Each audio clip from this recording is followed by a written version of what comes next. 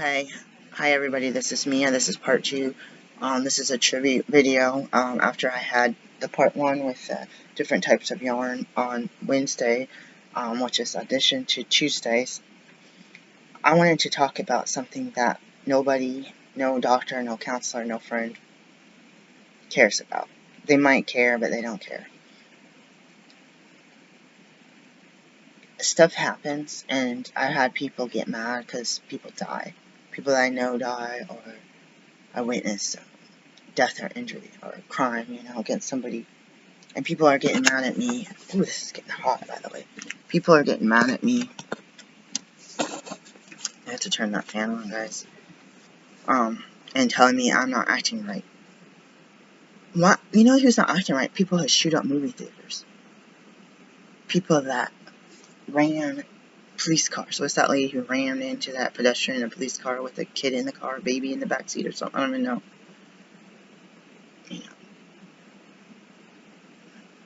Those are the people who say they're not right in the head and they ain't acting right. Because I cried, because my teacher that I had for 3 years died suddenly. Because I watched this tragic event unfold in front of my eyes. So I'm going to take you back to the 80s. Wurtsmith Air Force Base, Oscoda, Michigan. I don't know the base zip code, but it was 48750. The whole town is on, well, the end of the town is on Lake Huron. The Oscoda River runs through something. There's Oscoda, Osabo, two towns, like sister towns. They might say Oscoda, Osabo Township, or like the town office might have both of those names. Up north, about 2-3 hours north of Saginaw, Flint, Michigan, about 3-4 hours north of Detroit. It's not very close. You get off Pinconning, Michigan, and you end up on a one lane this way, one lane that way, US 23. So US 23 and 75 goes all the way from Florida up, and then it splits, and part of it, 75 goes up the middle of Michigan, and so 75 goes up the middle of Michigan, and 23 breaks off past Bay City, Michigan, past Pinconning. You get off, there's a one gas station here that everybody goes to use the bathroom, to buy food, to buy snacks, and to buy gas. Everybody goes to, at least they used to. Because there's not, I don't even know, oh, I'm pointing at Port Huron, sorry guys. Right here, so that is Port Huron, but this is Lake Huron, or Port, what's it called? Is it called Port Huron? Yeah, Port Huron. It's like the thumb. So grow up here. And then there's CUP. There was another base here, so we'll talk about that in a second. My dad had a choice to retire in Guam or Oscoda, Michigan. I don't know why he chose Guam, but I assumed because my mom's family was in Ohio, and my dad's family was in Richmond, Virginia, a little bit in Maryland. And I assumed in my mind that we were able to take those road trips and drive and see our relatives, and I don't even tell you the truth know where Guam is on the map. That sounds kind of magical, though. Imagine myself if I was in Guam, this beautiful water, having more suntan and sand on my skin, beautiful blue waters. That's what I imagine I would be like. You kind of got that in Michigan. It was just cold. I was a daydreamer as a school person. I was in junior high. If I had a choice, I liked sitting next to the windows so I could look out the window, not pay attention to the teacher. I don't even know how I got good grades, but I kind of struggled. It's probably because I couldn't focus.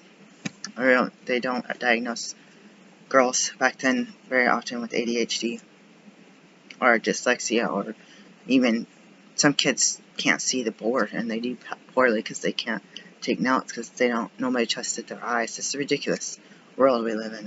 How many people get neglected? Anyways, different story. I'm alive to grumble about it. This base was like its own town as far as the perimeter fence. We lived on Van Etten Lake. So there was Van Etten Lake, there was Cedar Lake, the two smaller freshwater, I guess they're all freshwater, and then the big lake, Lake Huron, which goes to Canada and everything. So when I was younger, because we lived, there's up 41, another 2-lane highway that went up towards the country, and there's 2 ways, 23 and 41 went to Alpena, which is up here. It's Oscoda, like an hour, 45 minutes if someone was speeding, 45 minutes an hour away. You have Bay City and Saginaw and Flint, then Detroit down here, right? You had Lansing kind of right in the middle, like Mount Pleasant or something. You got Traverse City over here and Kalamazoo over here to give you an idea. And then Mackinac Island and Mackinac City. I would go to the end of the road to get the mail, and it was on that main road. What was it, 55 miles an hour or whatever. And the base, there was a strip of trees, and there was a path. I used to walk my dog on that path. When I got older, there was paths through the woods too. It was pretty straight and flat, because where we were, and you could see the runway was right there. So the perimeter fence and the runway. So the planes, literally, we were on the flight line. The planes went right over our house. We didn't drive that way very much because town was that way, and to get on base through the front gate was that way. There's also a back gate you go around farther, and that's a different story. But so basically, I don't think the base was a square, but we'll pretend it's a square. So this square was going towards Alcona County, where people had farmland and stuff, and where we were was going towards town. So you probably could walk there, maybe 3 miles or something.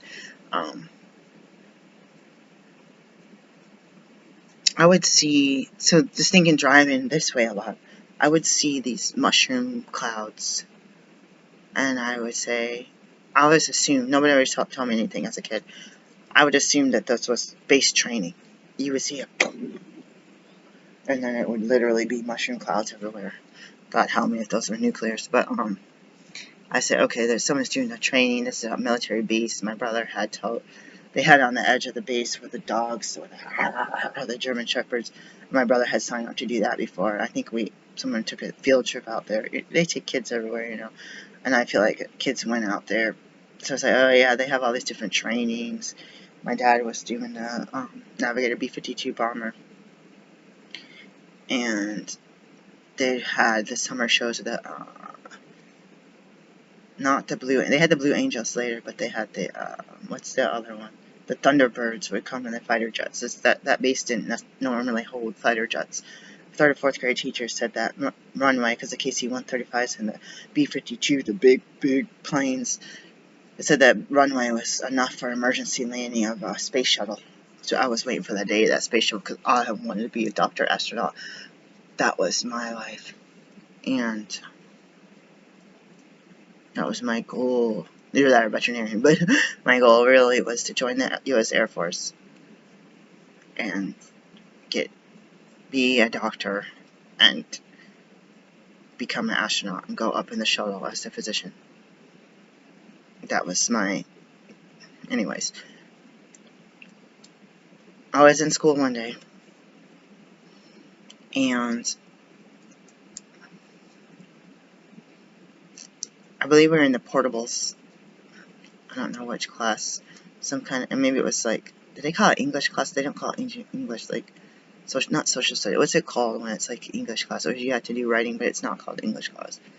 Whatever that class was, I think we were in, and I was looking out the window. I don't know if this is the one where I had the crush on this guy named Brian. He was a military, his dad was high ranking. He came out from California as a skateboarder, so I thought he was like sort of rad. Like, I was just like, I love this guy.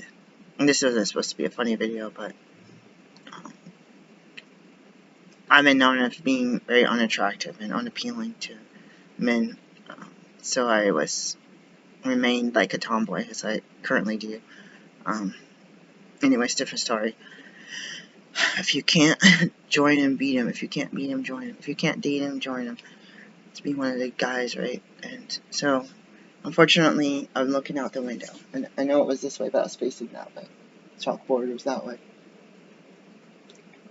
And I see some smoke rising. So basically there's a huge forest and then the base. So I see smoke rising, and then I see all these pieces of like sharp angled stuff. And it wasn't like these mushroom clouds, you know. And what the was that? And my mind is more like, it's a training exercise. I'm not going to worry about it. I'm a kid. What was I, 10, 11, maybe 12? And we get an announcement before this school. I'm going to cry. So I see this smoke, I see even more smoke, and I see this stuff going up in the air. We get an announcement. I don't know if it's on the overhead speaker or not. Kids that live, so I said the base like this, kids that live over here are not going to be able to go home, or they have to take a bus detour because there's an emergency and the road is closed. I lived right on the other side, so the bus for me would be my house, my street would be the last stop, and it would turn around, and the other kids went behind the base. So you see what I mean? It's like whoosh.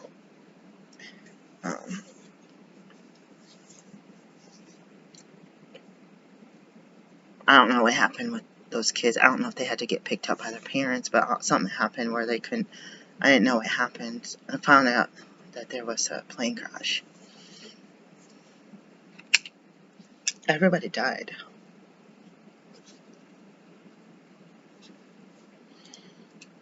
I didn't see the plane land, but I saw the. It's like if you look. I've done this before. I've seen actual like car crashes, but you've seen the car, and then you see it crash, and then you see pieces of the car going all over the place, glass breaking. So it'd be like if you look after it collided, and you see all the stuff and the tires going flat and all kind of like I've seen that more times than I want to care to say. As a young child, especially. So if you understand why I'm anxious about cars and anxious about flying and haven't had a car accident and people make fun of me, you're too tense when you drive, or you're too anxious, or you're too this, and got an accident with somebody going to a 10-day postpartum visit. I didn't get crap from the insurance. Got a little bit to pay the chiropractor what I owed, but it was just pocket change. Didn't even get my lost wages from work, but that's a different story, because I'm here to grumble about it. Those other people aren't. I don't know the names. You can look this up online. I might make another video where I actually can tell you more of that. So I don't know if this is going to come out this way or this way on the video, but say this is pointing towards New York. We had the Upper Peninsula, there was another base. We had a Strategic Air Command base, which is what we were, SAC base. There was K.I. Sawyer, I believe, Air Force Base. I know it was K.I. Sawyer, but I think it was an actual Air Force base, not like an Army base post or anything. Because there's another base at Port Huron, that's a Coast Guard base, okay? So they still have, my dad would have access to the VA, or the hospital, to the getting glasses, to getting the BX in the commissary, right? Anyways, because you had the authority to get on the base. The K.I. Sawyer playing KC-135. The KC-135 will connect to a B-52 bomber in midair and refuel it. So imagine those people going in 50s and through Vietnam in midair. Or my dad said it, since my dad was on the B-52 bomber, my dad said if you don't have the, if someone can't connect, it's like a small, they had to stop at Okinawa and refuel. If not, they can get all the way to Vietnam or Thailand. And you know that C, and I'm not good at aircraft, C is a cargo plane. So C-130, you see big old fat cargo plane, you see tanks getting off of them. So KC, I'm not sure what that means, but it was like a hybrid. And so it's a passenger flying and a cargo ship. I think you could do both at the same time. My parents never took me to the air show. and one day we went to the air show. I think at the end, I think I went twice, or at least once. I think one of my friends, a bunch of my friends everyone was there. I was surprised, like, why haven't I gone? My dad's in the military, and I haven't gone to the air show. You're a kid at home, you don't know what's going on the base. You don't, and the whole world knows more than you. You could get in and out of the planes and tour them. It's crazy. I went into the KC-135, not the one that crashed, obviously, and it had the big emptiness for the cargo, but it had like these fold-out seats with seat belts. So I think it was at least 6 people died. I don't know what happened. The engines failed or something. I said you can look it up. It's probably on Wikipedia, and there's other stories because it happened in the 80s, like 89ish, 88, 89. I feel like I was in 7th grade. It might have been even 89, 80, sometime after 87, or 87 or after. The base ended up, I think online it says it closed at 93, but I thought it really closed in 94. Or at least emptied out when we were graduating from high school. They would have closed that base earlier, but the conflict, Desert Storm, that's a whole nother story. But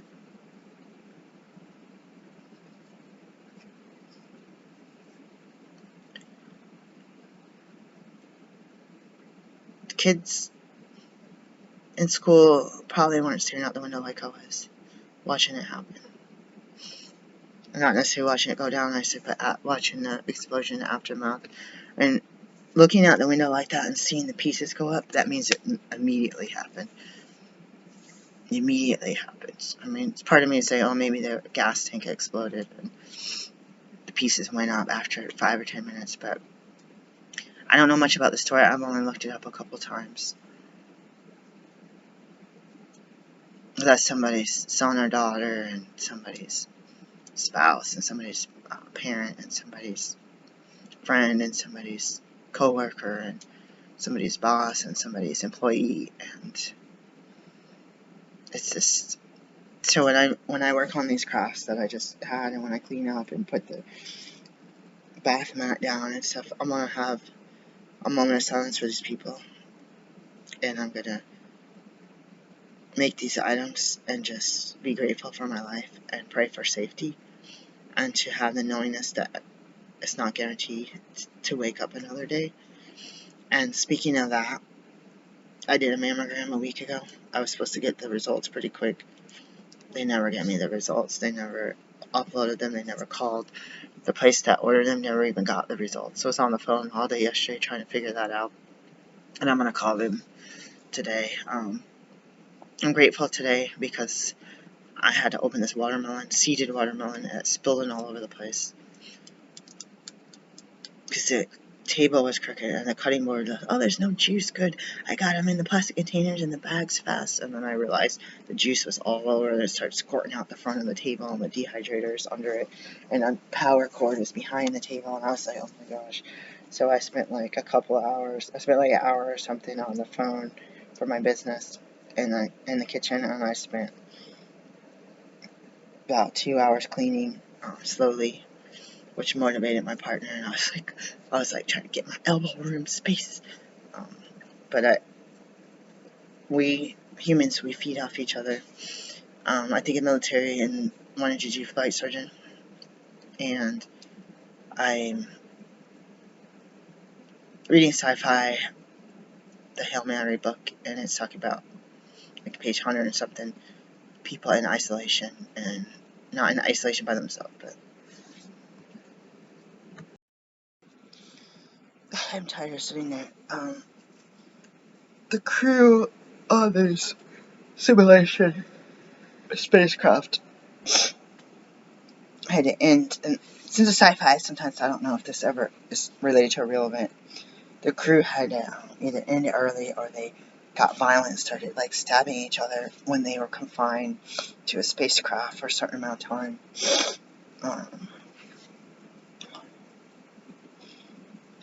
So I think of that with people going a little bit crazy, or a lot bit crazy during COVID, and I think about how I like doing telehealth, and I like doing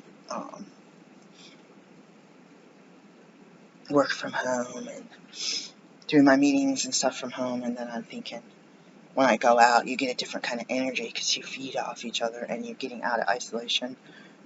With the COVID and the being around babies and any kind of person, but people with more vulnerable, anyone can get sick, healthy people, so they don't have to be an overweight, older, diabetic person with asthma to die of COVID. But now there's monkeypox and stuff, so I think about like potentially trying to go to a concert. Do you want to not go to a concert because you don't want to be controlled, like the preppers say, if someone were to do a mass shooting or the stage collapses, but do you want to live in fear? Like, these people still go out and do fun stuff, more fun stuff on their list with themselves and their kids than I do. Exercising, skateboarding, biking, going to beaches and stuff. But then they try to tell us not to go inside a grocery store.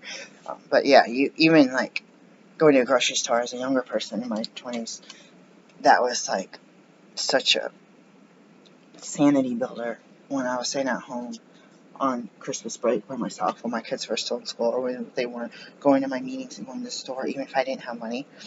That's why I'm kind of nervous about this shopping trip. But I'm going to express my grief and condolences. I don't know how to say that word, that I'm going to have sympathy for these families, because whoever they are, whoever their relatives and friends that are still alive, because I'm looking at the date, 22, 90, 100, our 10. It's about 30 years ago. 30 to 35 years ago. People are still going to be alive like me. Peace, guys. Be blessed. Be well.